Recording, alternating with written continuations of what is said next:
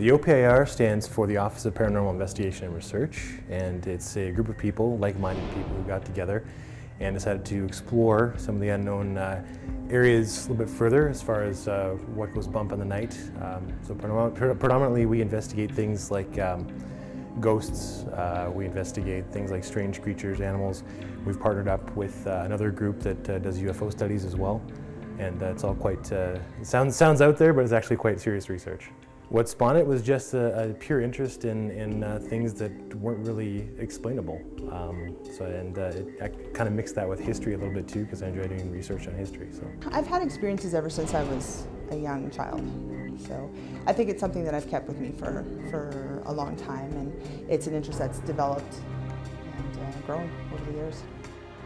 We usually like to do a preliminary walkthrough of a location. If somebody's talking about disturbances of some kind or strange noises or things like that, we always try to look for what could be a reasonable cause for this before we start jumping into the paranormal side of things.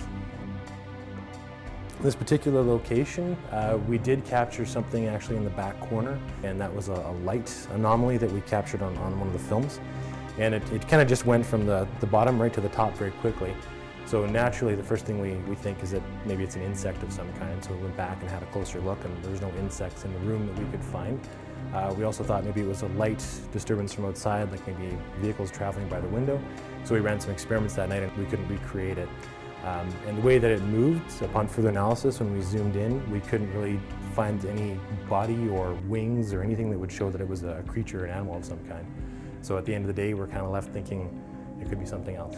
When we came and did the preliminary run in the children's room, I had done some EMF testing and was noticing that, you know, in the typical areas where you have outlets, we had some spikes, which is normal.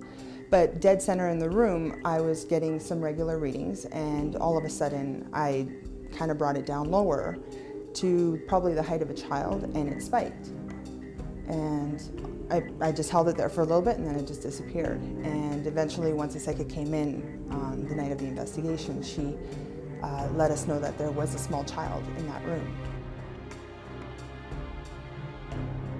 It really gives you confirmation, you know, to what you're doing and what you're working on.